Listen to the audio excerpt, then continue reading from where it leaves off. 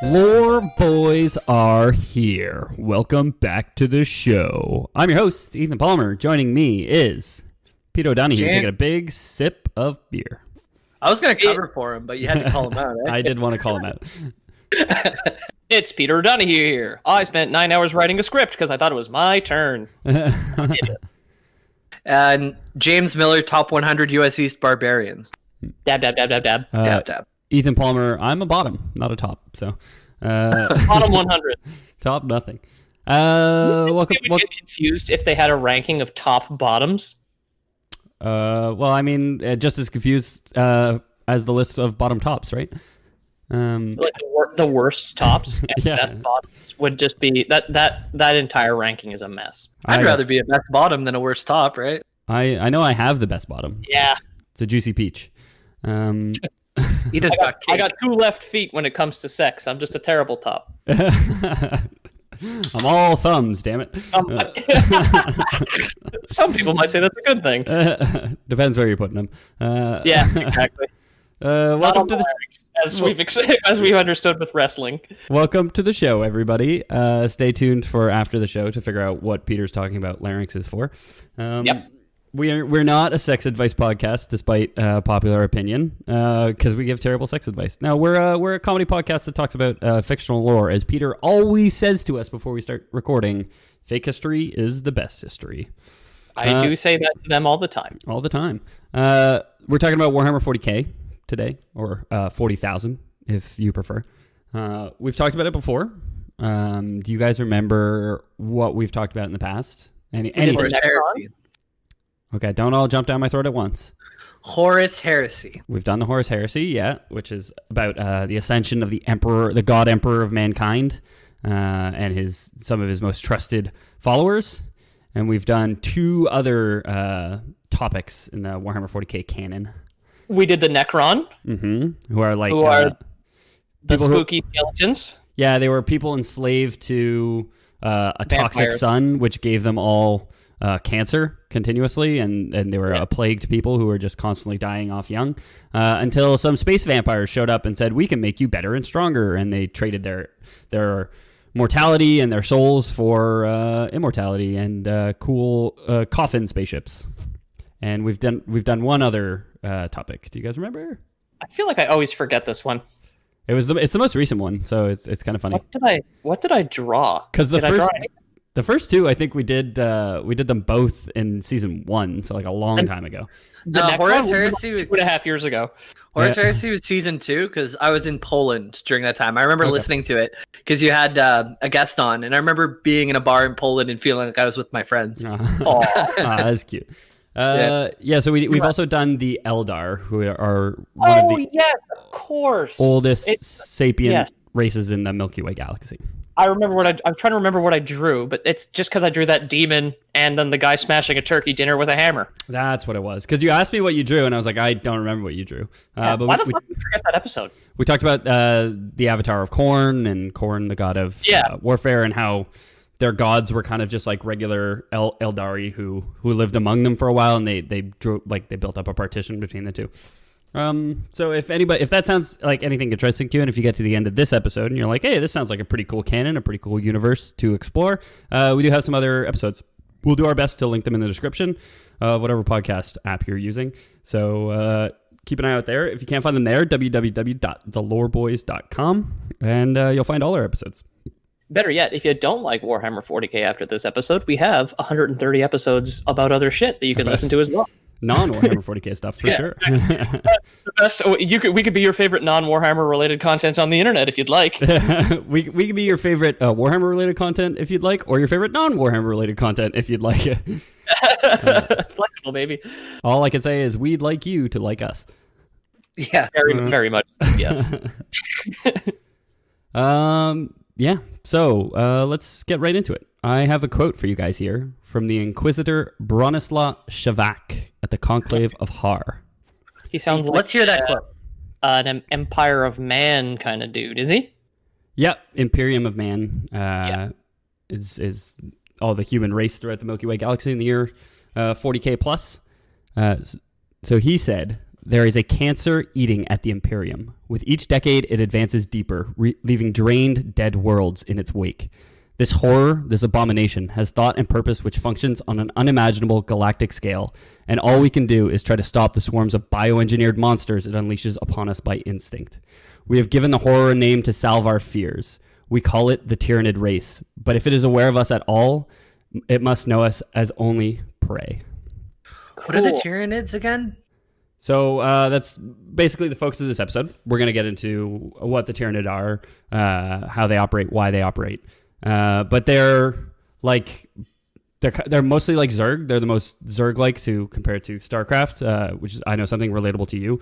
I guess for listeners at home, they're like bio machines. So if they have like an artillery cannon, it's like a living creature which spits like acid spores like crazy long distances. And if they have a tank, it's like something that like walks on all fours with giant scythes for arms and just like runs through stuff.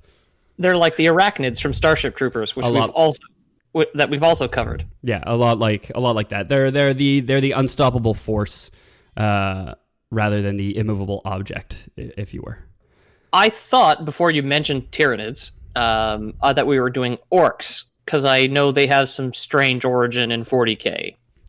I mean, orcs, yeah, in both of them, orcs are... In Age of Sigmar, I play as the orcs. They're easily one of my favorite races. When I played Warhammer 40K, though, I did play Tyranid. Okay.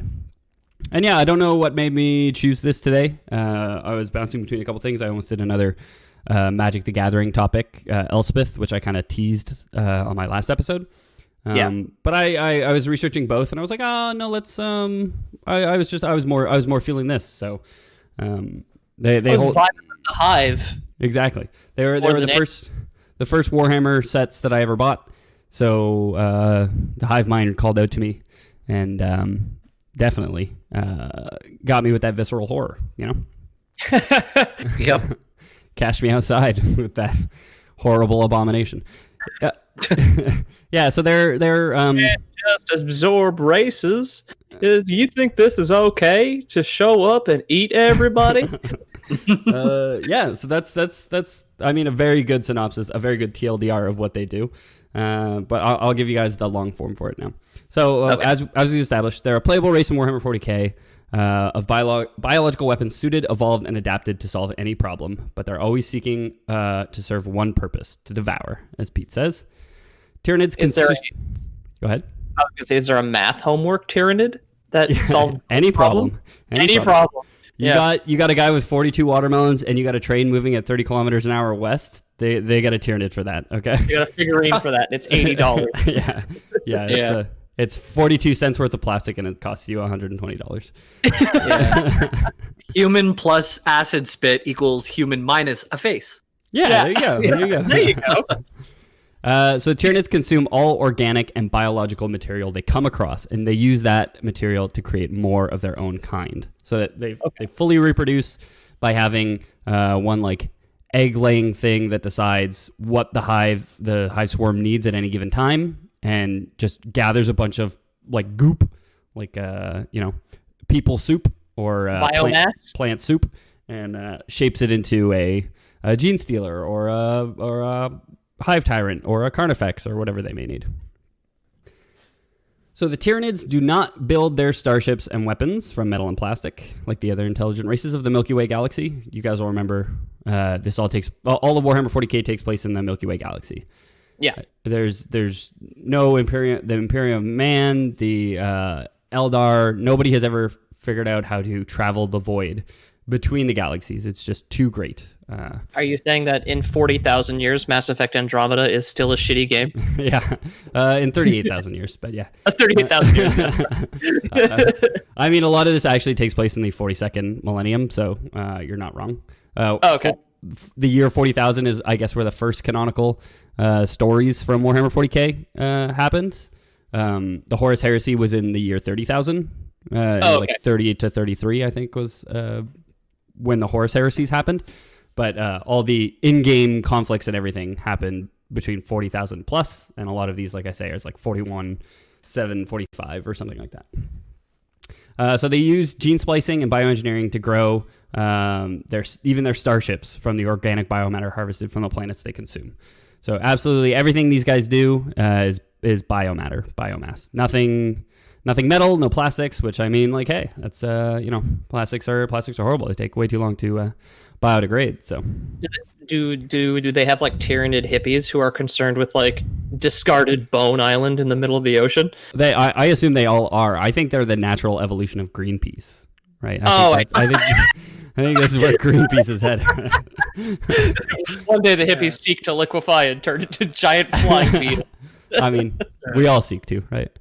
Yeah, that's why nobody likes the Green New Deal. Is Ocasio-Cortez was just like, yeah, do all this stuff. Like, cool, yeah, this is all great. Turn into beetle monsters. And everybody's just like, wait a second.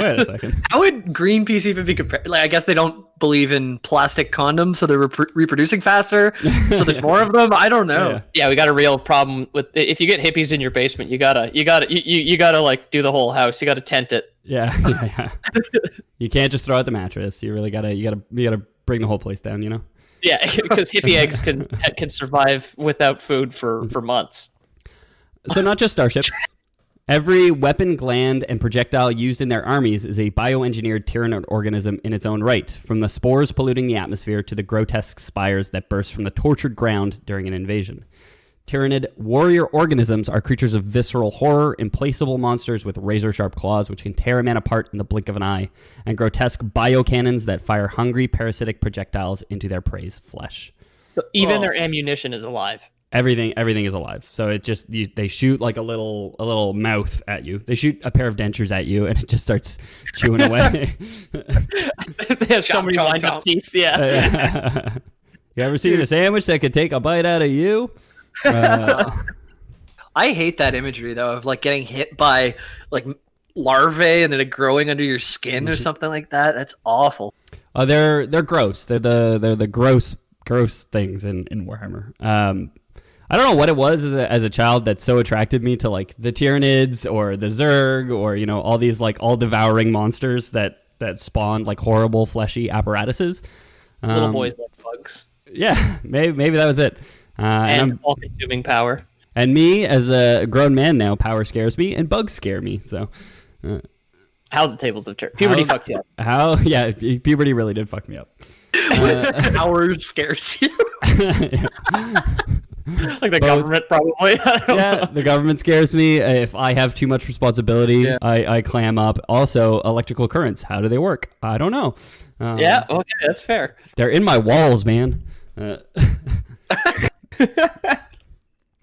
So every weapon and projectile used by the Hive fleets is a living organism or biomorph grown from the reconstituted biomatter of previous invasions. The Tyranids have no form of mechanical technology, like I've said, and instead harness an advanced form of biotechnology to create organic equivalents of the tools, weaponry, and ammunition used by other intelligent species. If they got a hammer, that hammer's made out of flesh. They got to fire the hammer in that case? Is that a thing? Yeah, they got a really strong union, so yeah, everyone's got to get. The hammer has the hammer has like a gaping maw on the end of it, so when you hit someone that's also biting them. I was gonna ask, like, are there any one of the Tyranids that just like spit acid? Is it just regular acid, or is it like a bunch of tiny caustic monsters? I'm gonna say Laurel Boy's canon. It's tiny caustic monsters, like not even caustic monsters, but tiny little monsters that just eat. Like how like acid eats at things. Like it's actually little mouths that eat at you. Oh, okay. Like a flesh-eating disease that they launch at you. Okay, yeah. So they don't use like metaphor or they're completely literal in every way. Like they spit acid and it eats away at metal is because it's actually eating and digesting it. Yeah, that's the Lore Boys canon. Something's really satisfying that flesh-eating disease, whenever you put as an acronym, is fed. I really like that. Oh, yeah. I mean, okay, yeah. Jamie likes flesh-eating diseases. You heard it here. Jamie working for big disease over here. Just like, isn't it interesting what the Ebola marketing has done? Or I guess be like leprosy. I don't know too many flesh-eating diseases in real life. Me neither. Never met one. They seem nice. I don't want to judge. Yeah, that's it. Yeah. Don't you both sides be, Peter. I'm just saying, some of those flesh-eating diseases are good people, okay?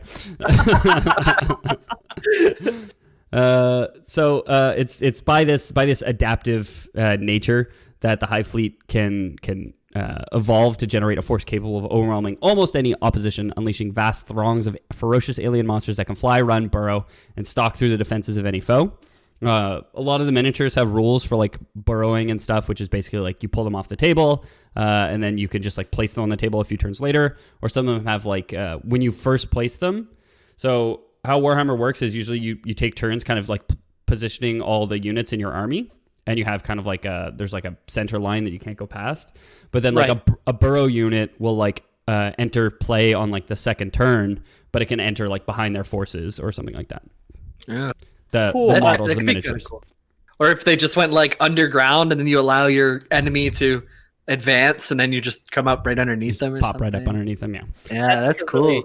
That definitely got carried around from into a bunch of different miniature games, because I have some of the BattleTech figurines for Dark Age that I found like at a hobby store. Yeah. And some of my units have like one of their movement abilities is Infiltrator, where you can place them on the opposite side of the table and get like flanking damage as well, which it would be like that version of Burrow is to cross StarCraft the line to just like have guys on the other side already. Yeah, StarCraft does exactly that too. Burrow that you can research and then do it. Yeah. And we've discussed it before, but StarCraft is a ripoff of Warhammer.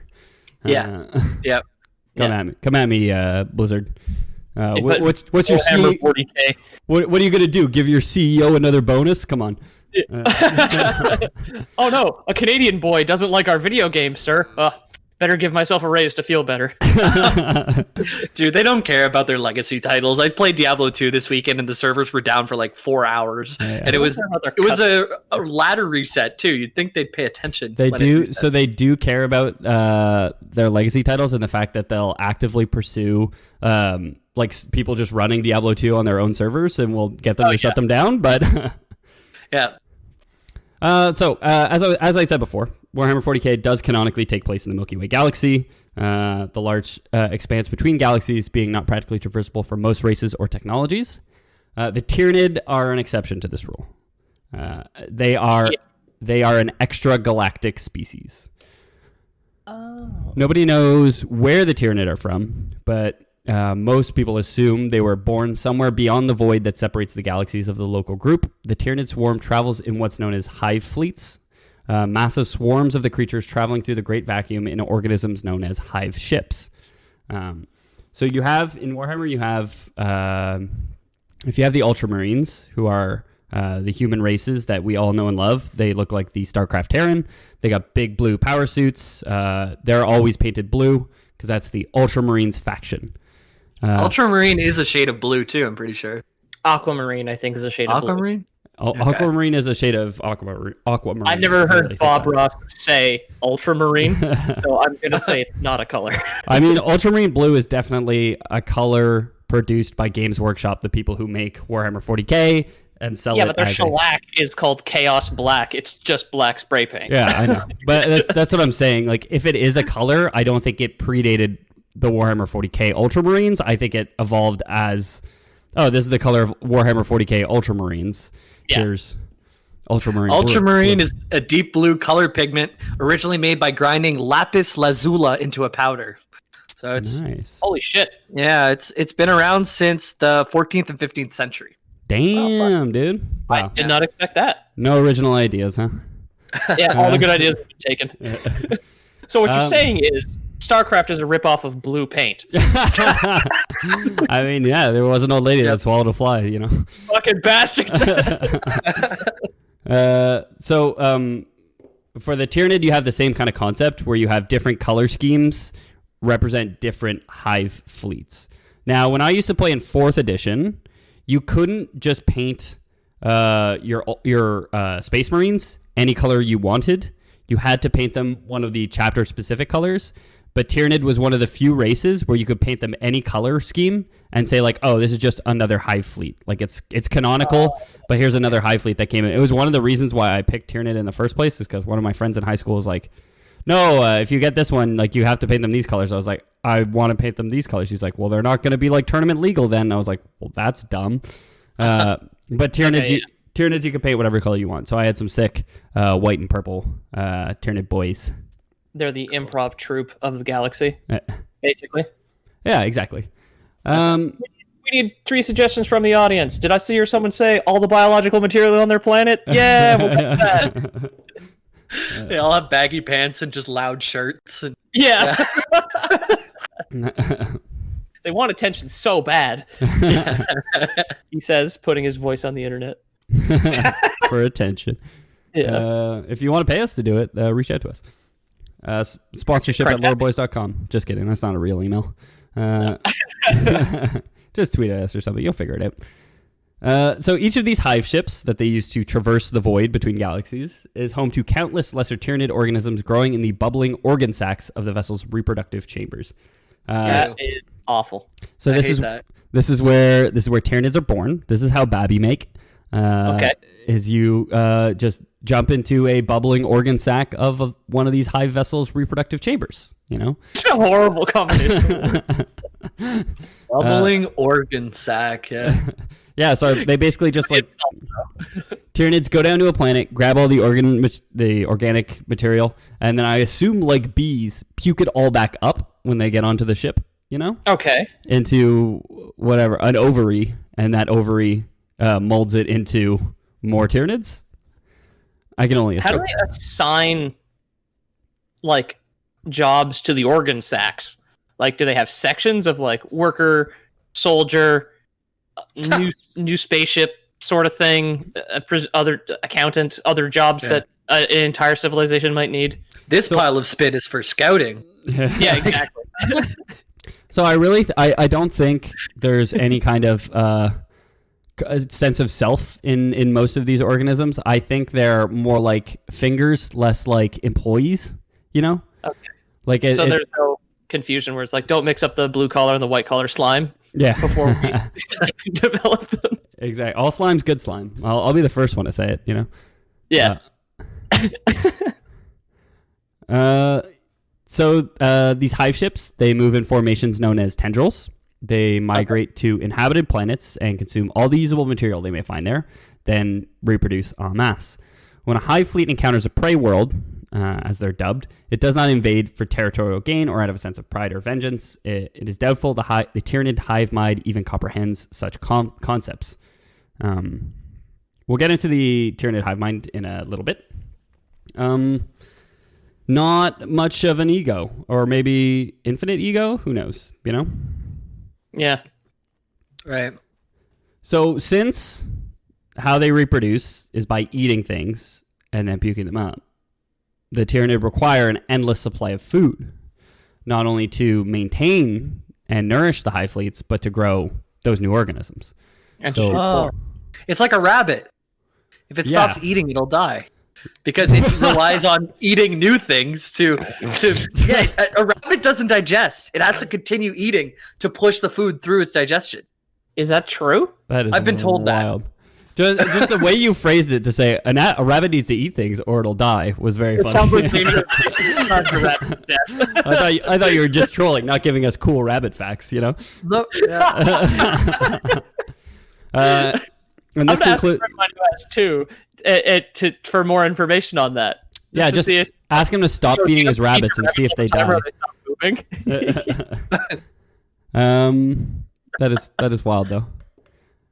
Yeah, one of my exes had a rabbit, and that's what she said anyways, but I don't know. She thought I was the most trustworthy person, so prove me wrong. Jamie's there, drunk at 2 p.m. on a Saturday, and she just like gets off her shift. She's just like, did you fucking forget to feed the rabbit again? He's like, what's the big deal? What's it going to do? Die if I don't feed it? Come on. I just want to see Jamie's head on that meme where it just says, rabbits need food or they will die. Change my mind. Yeah. So they require an endless source of food, like rabbits, to grow new organisms. So the hive fleet invades a planet rich in life. Every action of every Tyranid creature is honed to a single goal: the total and rapid absorption of that world's organic population, ecosystems, and bioresources. The more lost in the invasion, obviously, the more they need to devour. So there's kind of like a sunk cost fallacy there somewhere, where if you ever have a canonical Tyranids withdrawing, that would be like why. They're like they've evaluated the remaining bioresources on the planet and determined that they won't overcome like how much they will have to invest, kind of thing.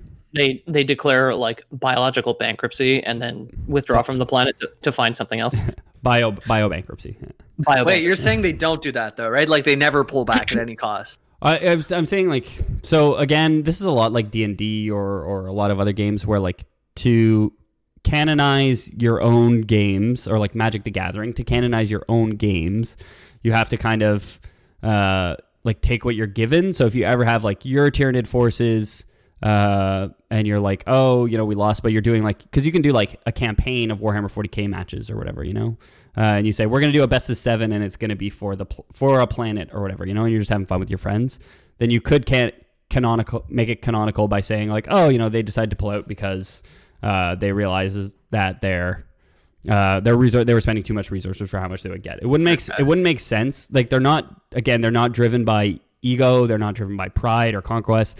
They would, the second that they didn't think they were going to get enough bio resources back, they're going to pull out. Like it just doesn't make sense for them to stay. The only thing they want is to gain more biomass, and if they're going to lose more biomass, then they're going to pull out the second they realize that. Wow. Cool. They got a good business mind for just something that is all devouring. Yeah. They are cold and calculating, I guess you could say.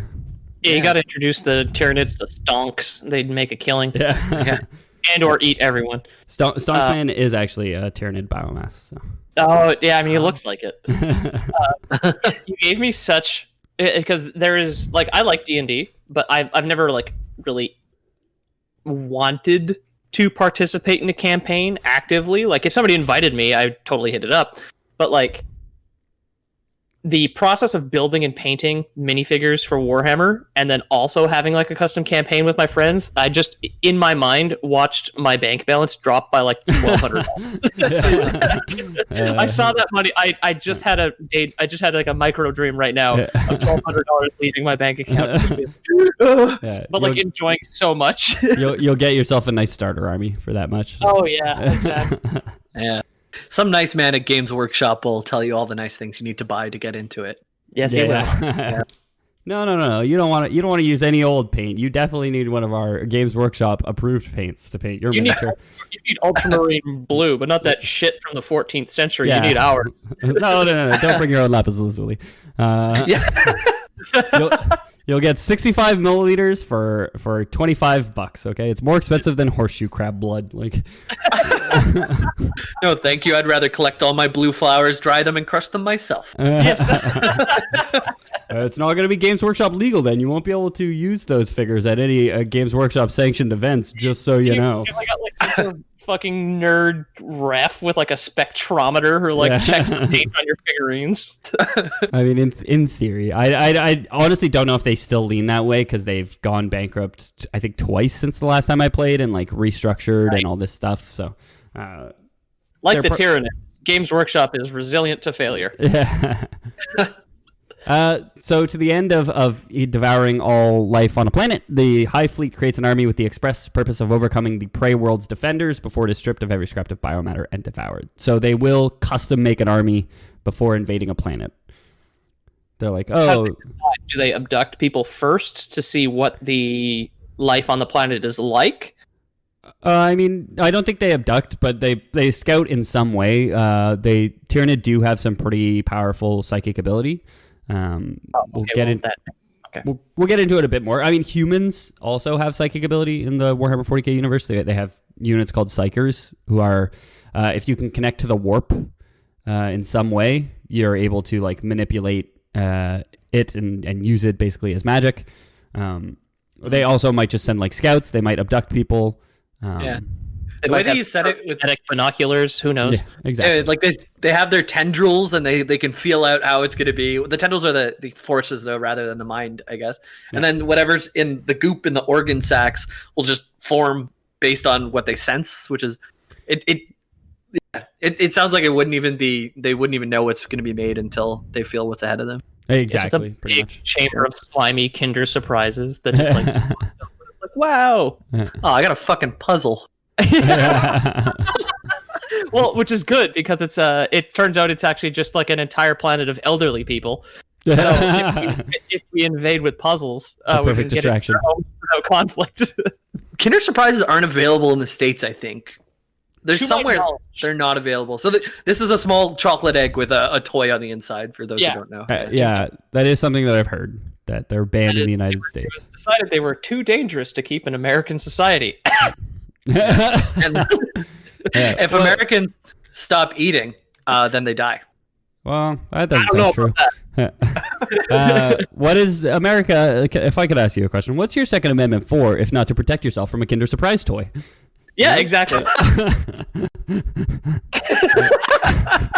It stops the King of England from taking your Kinder Surprise, as far as I know. So, who remembers how faster than light travel in the Warhammer 40K universe works, or Warhammer 40K Galaxy works? Don't you jump into the warp, which is an evil dimension of liquid magic on the other side of space, and then you pop out at your destination, in and around at least? Exactly. Memory. Most of the races of the Milky Way use this thing called the warp, or the Immaterium, a hellish realm where twisted gods of torture and violence come from. The Tyranid, however, don't have access to the warp, as far as we know. They don't use it to travel faster than light. It doesn't exist between galaxies, so that's one of the big reasons why nobody could make it outside the galaxy, is because the warp needs life to sustain itself, and there's no life between the galaxies. Now, I don't know if this is just me spitballing here, but could it be because they require biomass to function, and like demons aren't technically digestible, they wouldn't be able to use the warp anyway? I'm gonna say no, because you can fight forces of chaos, and like the Tyranid would fight the forces of chaos, like Chaos Space Marines, who would have like demons and stuff at their as part of their armies and everything. And usually those are kind of like twisted biomasses themselves. They're like horribly warped humans and the like. Yeah. Huh. So what you got to do is you got to get yourself some Tyranids, and you got to get them to tendril their way out of the Milky Way, because they can make it this far, so they can make it that far backwards, right? For sure. And then you can ride their biomass goop in the warp to get out of it. Oh, right, yeah. Okay. That's a 5-head move. I mean, that might work. I can't think of any reason why it wouldn't. But maybe it's just like the Tyranid don't respond to the warp, so the warp doesn't respond to them. I don't know. We're gonna say Lore Boys Canon. If you could unionize the Tyranid, then you could get the hell out of here, the Milky Way galaxy. You know what I mean? You gotta get them ever present enough that the warp persists wherever they are. They don't seem very open to negotiation. It might be hard to organize them. Yeah. Maybe if they had their own self-interest, if there's something for them on the other end. That's it. You give them what they want, and then you get a little back. You'd be like, you can devour. You could lie and say there's biomass there. Yeah. No, but look over there. They're the only ones who've ever been there. Like, no, but there's biomass over there. I don't think so. So in order to navigate these unbelievably vast distances of empty space, they've had to get creative. Their capability comes from a small bioship classified by the Imperium of Man as a narwhal, but I think they look more like a squid than a narwhal. Oh, okay, I see. Unlike most Tyranid bioships, the narwhal is almost completely defenseless and possesses almost no bioweaponry and only a very thin protective carapace. A cluster of monofilament spines on the narwhal's bow allow it to take in a wide variety of sensory input, including a broad spectrum of gravimetric and electromagnetic signals. Using these sensors, the narwhal can detect new planetary systems at extreme interstellar distances. In some unknown manner, it then makes use of the origin star system's own gravity and creates a compressed time-space transit corridor through which the narwhal and other Tyranid bioships can traverse interstellar distances. So I was in my head trying to repeat that to myself, and that is a chunk of words that are really hard to say together. I got tongue-tied with my mouth closed. It's very much sci-fi, like word soup, where it's just exactly. Here's a bunch of sci-fi words. They use the planet's own gravimetric field to compress a space-time transit corridor through which the Tyranid can travel. We gotta travel to the Horizon Zero Dawn with the gravimetric cords on the front of the narwhal. Yeah, exactly. Yeah. The narwhal bacons at midnight, or whatever the Reddit people used to say. What? that was on Reddit a while long time ago. It was an 11-year-old meme Jamie's thrown out. Well, it's the first time I've think about narwhals in 11 years, I think. But they got a big horn. I just looked them up. They got a big old horn in the front. I guess that's kind of like a comes out of their mouth. Yeah, it's a tooth. Yeah. It's a tusk. Oh, it's one big tooth? Mm-hmm. Yeah. Oh, when I was in Kuujjuaq, I ate either beluga or narwhal. I don't recall. I'll Maybe find both. out from my dad at some point. No, because I only ate one piece. It was gross. Traditionally, you have to eat it with one tooth. Yeah, you have to like nip it from the side there. Do manatees or narwhal or do belugas even live up north? I thought they only lived down south. No. Yeah. Are manatees and belugas the same thing? No, beluga's its own thing, eh? Beluga's a whale. The manatee's like a seal or something. It's a sea cow. The sea cow, yeah, exactly. No, like beluga's like a legit whale. Yeah, I don't know. I was thinking of manatees, not. Better question, Jamie. Do belugas need food to live? Yes, but they can stop eating.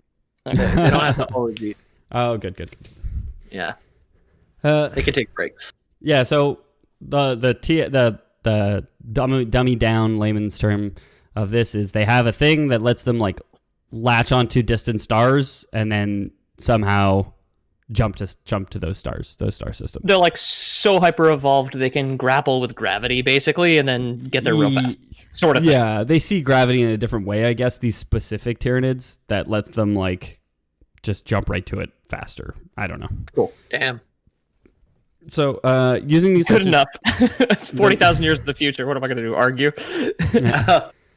So the narwhals can't warp too close because apparently once they get too close to a star, like there's too much gravity all around them and it just fucks them up. Oh, well, that's the same thing with the KF drive from Battletech, which is kind of a neat parallel there as well. That's why you have the jump ships in Battletech. You can't just like warp wherever you want. Exactly. It's just to explain why like all of a sudden like a Tyranid hive fleet doesn't appear in orbit above the planet, you know, like just in a split second. So they have to warp some distance away from the star system. It could be a few years, like a few Earth years to a few decades of planet solar system away before they complete their approach. They can also, as they approach, they also cause the destination worlds to suffer from earthquakes, solar flares, tidal waves. They like whatever it is about them manipulating gravity. It just sets like all the cats run under the couch and all the dogs start barking. You know. Okay.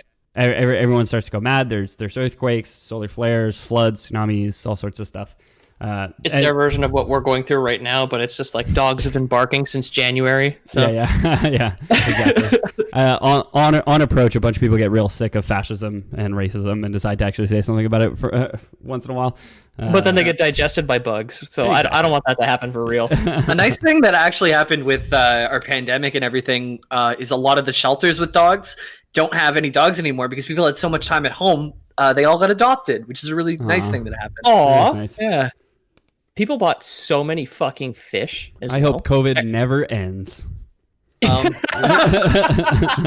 Wait.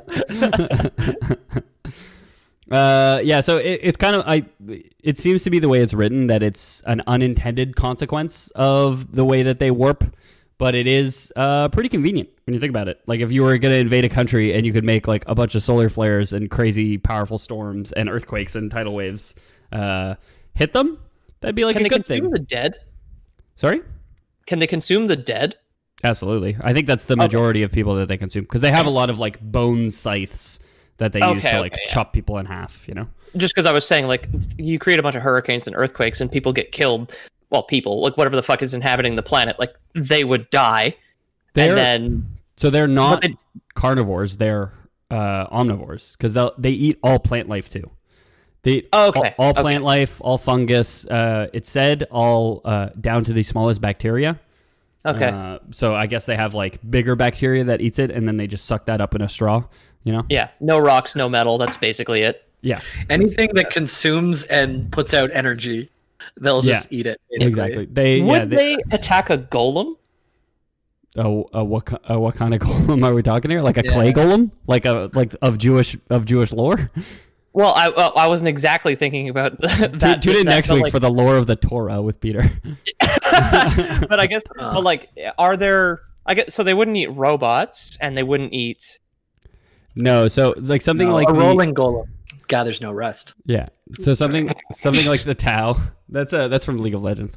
Okay. Yeah. Something like the Tau, who are a very advanced alien race, like probably the most like technologically advanced, at least it seems, alien race. They're the guys with the Gundams.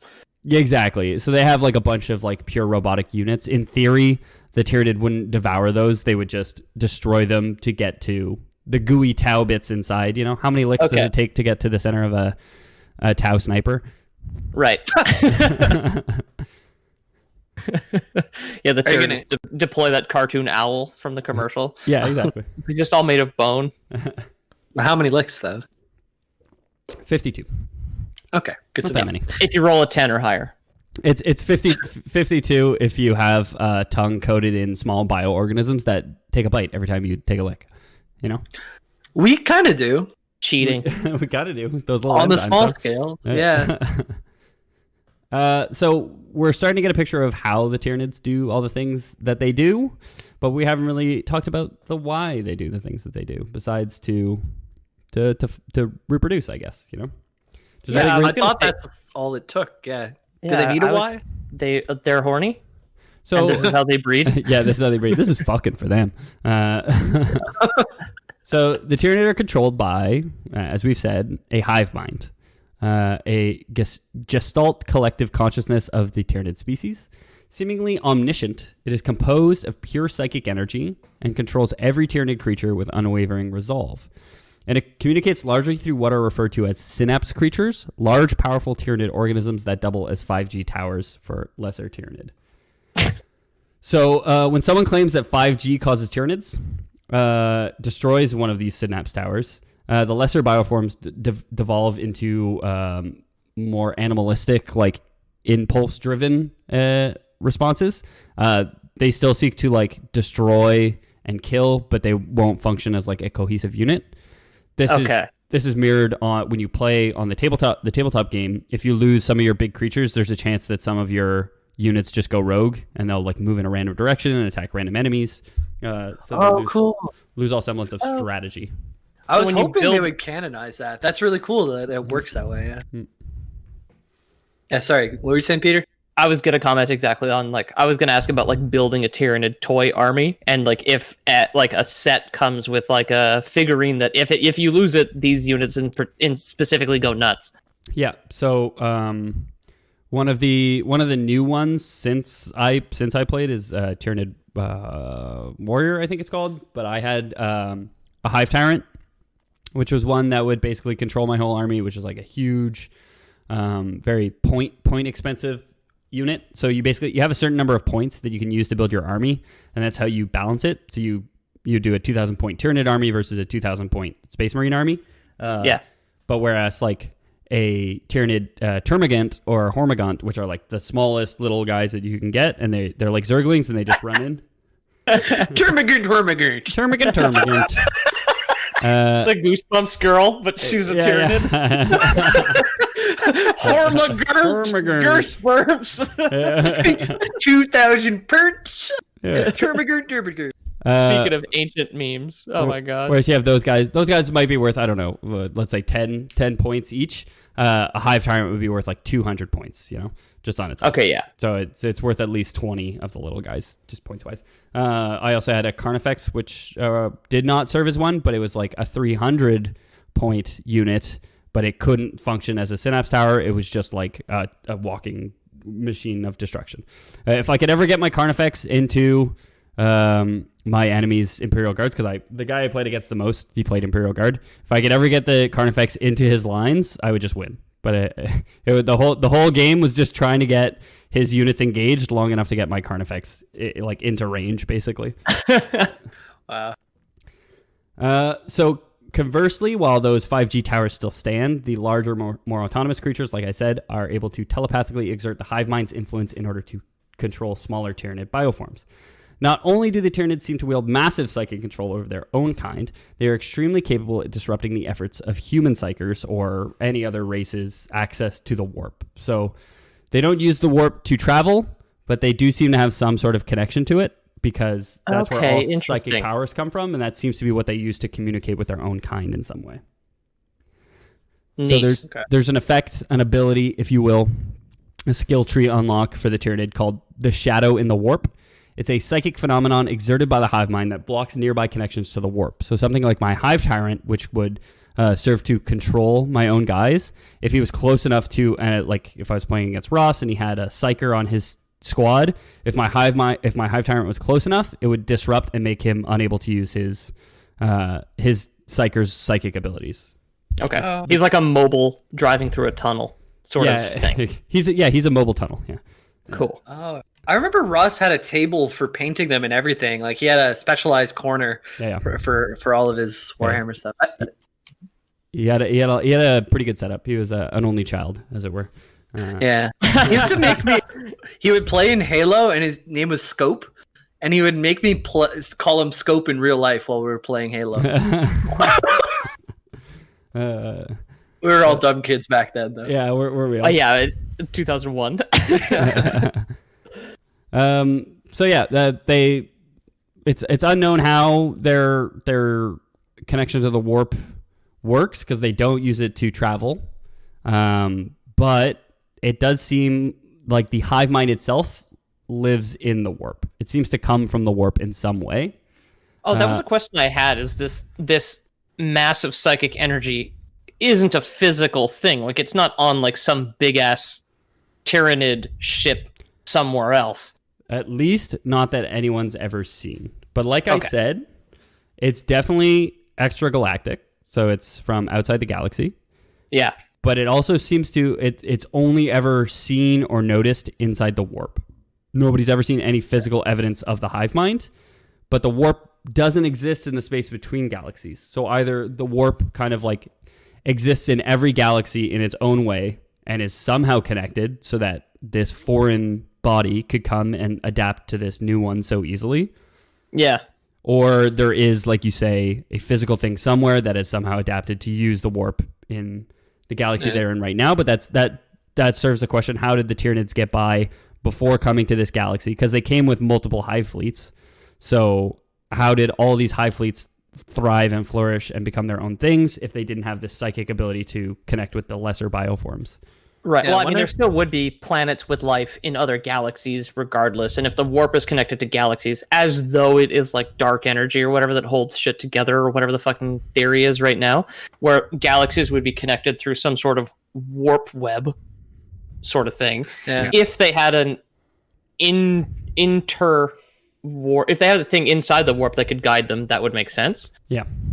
Because if it was from some other galaxy, it would probably have a hell of a lot of trouble constantly pinging through extragalactic 5G monsters. Yeah, as far as be able to communicate with something else. As far as the Imperium knows, there is no extragalactic communication to outside of the galaxy. So if it's possible, it's not anything the foremost minds of the study of the warp have ever seen or understood, and that's for the Eldar, the Necron, for the space vampires, for anybody. They've never seen, other than the Tyranids, things that can get outside.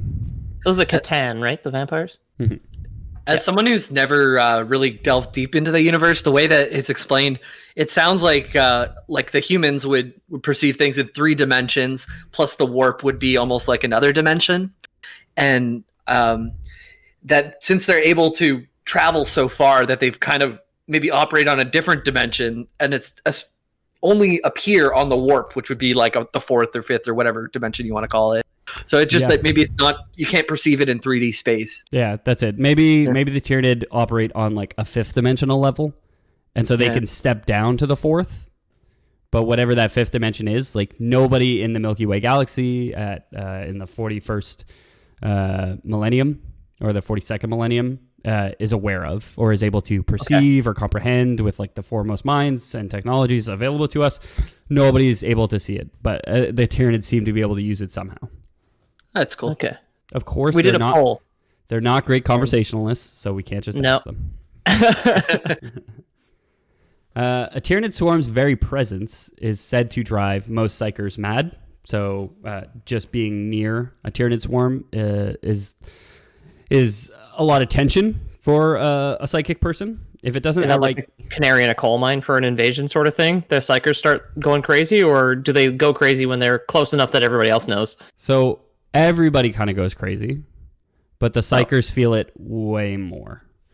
So there's only a single known human to have gazed long enough into the immaterium in the presence of the Tyranid to have observed what he calls the hive mind itself, or what he saw as the hive mind itself. And that's Chief Librarian Tigurius of the Ultramarines. His power is considered less than the Emperor of Mankind, so in theory, if he could do it, the Emperor of Mankind could. But like, there's one person that has like lived to tell the tale of like peering into the void right in the face of a synapse creature and made it out with his sanity intact, kind of thing. So the invasive psychic shroud sows terror and confusion on prey worlds as it traps and prevents the doomed inhabitants for calling for assistance. So Not only is the void, the warp, used for interplanetary travel and interstellar travel and all these things, it's also used for interstellar communication. It's how you explain, like, if it takes a radio signal, 40 light years to reach the next star, how do you ever have any kind of cohesive empire? And it's because, the warp lets you do it or whatever. But the Tyranids show up. They block all that communication and all warp travel out. So, like, once the Tyranid are there, you can't leave, and you can't call for help, kind of thing. You got to fight them or die, basically. Yeah, essentially. So it penetrates into the minds of nearby creatures and manifests as a primal malaise that can never be expelled. If a creature possesses psychic potential, then the horror they feel is magnified tenfold. Any use of their psychic abilities could unleash a form of incurable psychosis. As a hive fleet approaches a target planet, whole populations plunge into madness and despair even before the first Tyranids have made planetfall. Okay. Jesus. Black Friday. Yeah, exactly. It's Black Friday every time the Tyranids show up. Oh, God. How lonely, though, right? Like, you just get cut off from the rest of everyone and then slowly go crazy? Sounds awful. Yep. Sounds like Jamie right now with his long hair and beard. Yeah. I mean, it's quarantine for us right now, right? Yeah. It's like, on the one hand, you get devoured by a cold, calculating race of monsters that wants to assume your biological material to create more monsters. And on the other hand, I can't go to the bar, So who's really... That bugs me way more. Who's really got it worse here, Like, I don't know. If I still had a job, I'd have purpose. And if the Tyranids would digest me and turn me into, I don't know, if a cell phone made of meat, at least I would have something to do. I don't fucking know. Instead of a screen and like you got like eyes and then teeth for buttons. Gross. Little numbers in the teeth. Yeah. It's like you get a text, and rather than like words appearing on a screen, it's like the words just bump up in the flesh like goosebumps. A little finger instead of an antenna on the top, like. Yeah. Like our cell phones have antennas anymore, but yeah, of course. The last time anybody saw a phone with a fucking antenna on it. I mean, it's very Tyranid. They're very retro in a lot of ways. So. Yeah. Oh, okay. Yeah, but it's not a finger. It's just like a fleshy appendage that fills with blood, right? So it's more like a boner. Right? Oh, okay. Your phone gets an erection, and that's when you get good signal. You got to play with the butthole to get good signal. Oh my god! Wait, hang on a sec. I can't hear you. Yeah. I'm not going through a tunnel. Wait a second. Hive Tyrant, get out of here. I don't want any cookies. God damn it! I'm trying to make a phone call. Cookies. I assume they make cookies out of biological material as well. Everything they eat, they probably just pick back up, right? So food would be like such a treat because you could eat it without guilt, So despite the seeming power of the hive mind, it is not infallible. The Majos biologists of the Imperium of Man categorizes each hive fleet as a separate force. Each is self-sufficient and employs different strategies and unique creatures. And it's possible two hive fleets might arrive at the same planet and go to war with one another over the limited biological resources. Will they digest each other? Yep. So that's how you can make canonical Tyranid versus Tyranid battles when you play with your friends, is you have your two different hive fleets that are going to war with each other. Okay. So it seems likely that the Milky Way wouldn't be the first to know the predations of the Tyranid, but we know they came from somewhere else, but we don't know if did they become this in transit, Did being in the void between galaxies so long warp the hive mind into something that was like unknowing and just all consuming. Some scholars theorize that they may have come here on the lam, running from some cosmic disaster or even a more fearsome alien threat. So some scholars are like, they're here because something kicked them out of their galaxy, and they're doing everything they can to just prepare for whenever that threat arrives. It would be kind of tragic if we saw... Well, I mean, we call them villainous, but like, it's hard to qualify something that doesn't seem to really think that much as evil if all they really do is recycle and digest, right? If they had fled their previous home as like an intelligent race with individuals, and over time between galaxies devolved into like a recycling hive, that's kind of like a sad tragedy, because like as humans we value individuality a lot, and that's why hive minds are so scary. So scary. But like imagine if that was like the last resort to keep like one... The only way to keep one last heart beating was to like have one mind left over between. Yeah, that's the plot of a lot of things where you're on like a spaceship and you're going on a journey, and there's 200 people, but only enough rations for 100. So they have to decide, do we all live, or like, do we all die, or do only 100 of us live, kind of thing. I mean, that's kind of the story of any real world dictatorship, right? Like, no, we only need one mind. It's mine. I'll make decisions for everyone. Oh, yeah, of course. Yeah. Where was I? Oh, so yeah. So some scholars suspect that the Tyranid have risked the nothingness between galaxies rather than facing extinction. The first officially recorded contact with the Tyranids for the Imperium occurred during a Tyranid attack on an ocean world called Tyranid in the year 745 M41. So 41,745. Okay. Was the first known contact with the Tyranid. They're named Tyranid because the first planet that they were contacted was Tyranid. Imagine being that fisherman when the guys they start landing on your planet. Like, you're not ready for that. You're just out there on your boat, and you suddenly start to get really paranoid about the fish that you're trying to catch. I was more thinking he'd be really laid back because he's like old. He's just like, well, Jacoby, I think it's time to pack it in. And just like rowing back to shore, just like as the hive thing comes down through the sky. The old man and the unstoppable killing machine. Yes. Yeah. Great Hemingway short story or novella. So, if any of the older intelligent species, such as the Eldar, were aware of the Tyranids, they didn't elect to warn mankind. So, the first recorded history that we have of them is on this attack on Tyranid. And they didn't even update us after we had given it our own name and date. There's no so. They've never claimed, the Eldar have never claimed that they did in fact know of the Tyranid before this. Oh, okay. So maybe they're they did. From outside the galaxy, so maybe they didn't. Yeah, exactly. Maybe this was, honest to God, the first place that they ever stopped. Okay, yeah. So Hive Fleet Behemoth had left plenty of evidence of its approach to the fringes of the Milky Way galaxy. Over the course of the solar decade that preceded the first contact at Tyranid, Imperial explorators had performed a census of the star systems surrounding the far-flung Adeptus Mechanicus outpost located at Tyranid Primus. These explorators had discovered something curious, for entire worlds known to have once been verdant planets teeming with all manner of alien animals and plants had been stripped bare, reduced to barren rocks floating in the vacuum.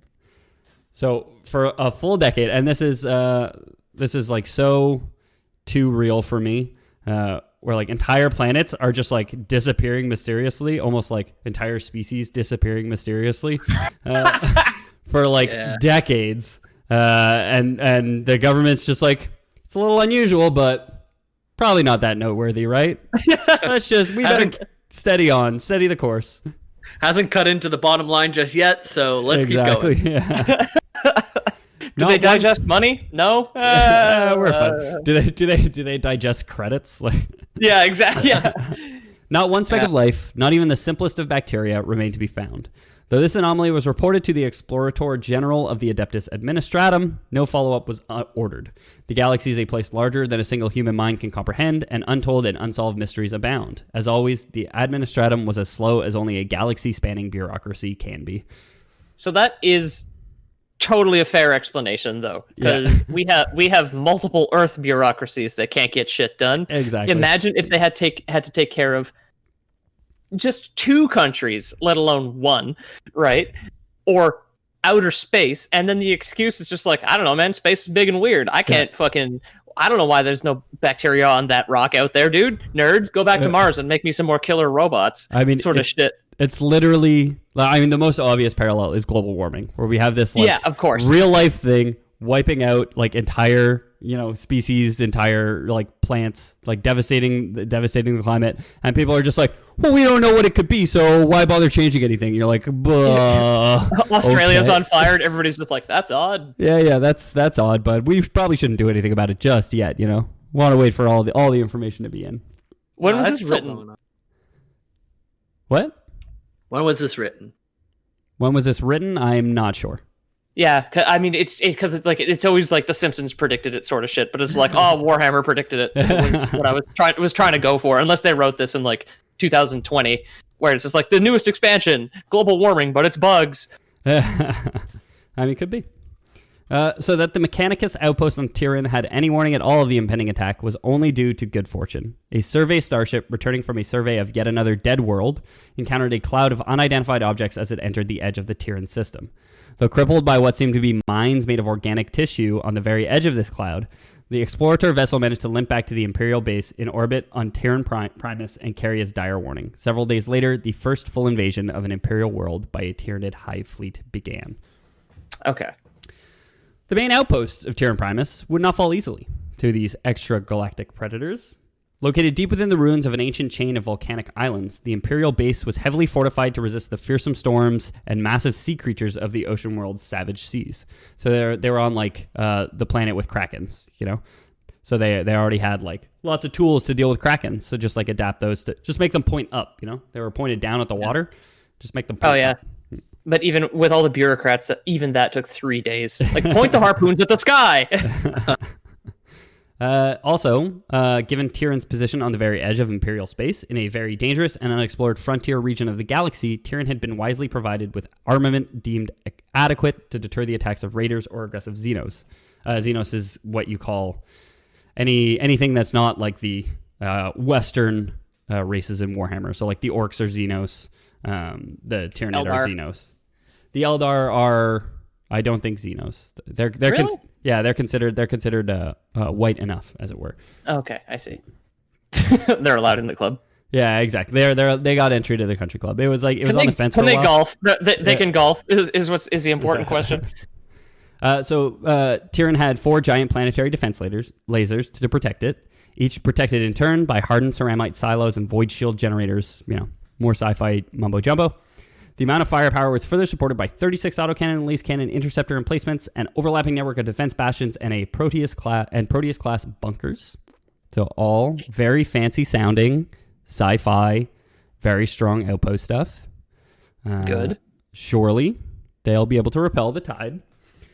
The Imperial garrison deployed on Tyranid Primus was also formidable. In addition to the cybernetic Skitarii bodyguard of the outpost's Adeptus Mechanicus commander, Magos Varnik, Tyranid boasted 3 full wings of the Imperial Navy's Thunderbolt fighters, 3 Endeavour-class light cruisers, and an entire infantry regiment of Astra Militarium. This was a standard garrison for a valued Imperial frontier outpost and has been proven to be effective against most of the adversaries faced by isolated Imperial troops on the Galactic Rim. Yet against the Great Devourer, the garrison would prove to be little more than a brief obstacle to its endless hunger. Okay, holy shit. I have another quote for you guys here. We cannot live through this. Mankind cannot live through this. In a single day, they have covered this planet with a flood of living blades and needle-fanged mouths. Kill 1 and 10 take its place. If they are truly without number, then our race is doomed to a violent death before every shred of our civilization is scoured away by a force more voracious than the fires of hell themselves. Death. By the machine god, death is here. That's the last words of Magos Varnak, the leader of the Imperial forces on Tyranid.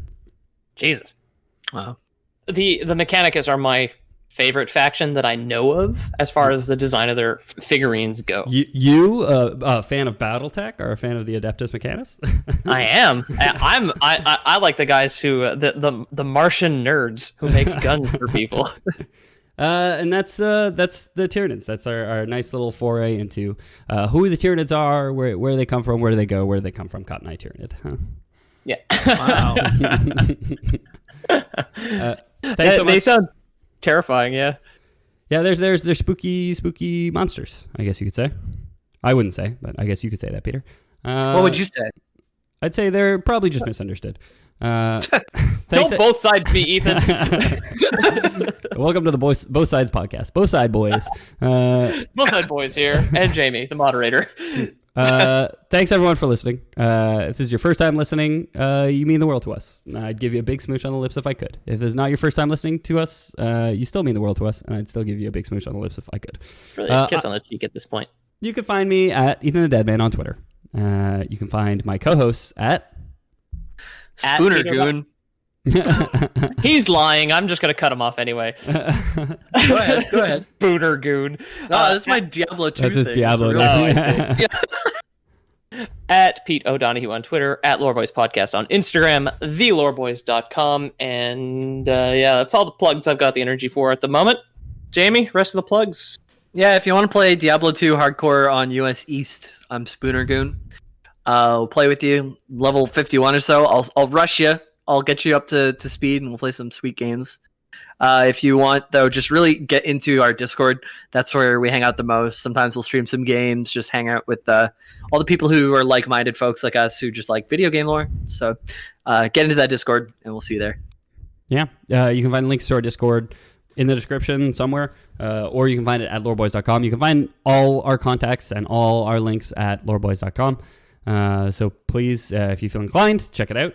And if you want to support the show, we do have a Patreon, patreon.com/theloreboys. We don't ask for any money because we really enjoy doing this. But if you guys have a couple extra bucks to kick around, it does really validate us doing this and let us know that we're going the right way. If you want to just give us some suggestions, ways to improve the show, things you want to hear, we'd love to hear about it on the Discord, as Jamie said. If anybody doesn't trust Patreon, as I personally don't, I support all my favorite creators by sending them letters that I've written by cutting out different letters of magazines and pasting them to a piece of paper.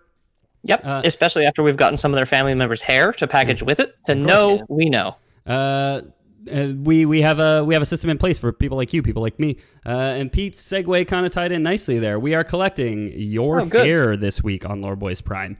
So I want to have a baby, and I need biological material. I need your biomass, as it were. I'm a pacifist. I'm a vegetarian. I don't want to kill anyone, but I'm desperate for a child. And so I implore you, please send me your toe clippings. Send me your hair, any skin shavings. You got old scabs. I'll take those. Yeah, I don't really want any of that for a baby, but my meat cell phone is kind of missing a few parts, so keep sending those over. Yeah. Hey, I need a new SIM meat card for my. I changed my phone number. His erection antenna fell off, and exactly. I've got ED for my cell phone. Yeah. And now they changed the size of the Viagra pill you put in a phone, so I don't have the money to shave it down. Viagra, yeah, exactly. Yeah, exactly. So yeah, you can send us those, and we'll give you access to Lore Boys Prime, and we'll know that you guys support the show, and we'll give you exclusive access to half my child. As King Solomon would say, you'd be entitled to half of it at the very least. So, wow, I think that would constitute a Lore Boys. Lore Boys out. Out. We're gonna digest your family.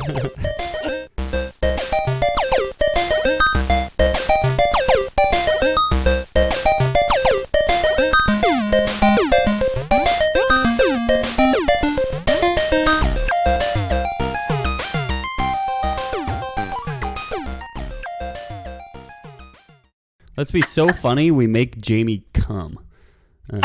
Jesus. What? Nice. All right. What, did you think I was going to say something else, or wheeze of laughter or something? I didn't. Have you ever seen that that infographic on how to safely choke during sex? Nope. Okay, there's one where it's like, don't press your thumb in because you can cave in like the larynx, the air packet. So you have to use like your hand like this, right? So there was that, but it didn't say in the context of sex. And then a tweet replied to it saying, I just went to a wrestling competition and made a dude come. Please label this better. Best way to joke. Yeah. Pretty good. Yeah. You guys ready?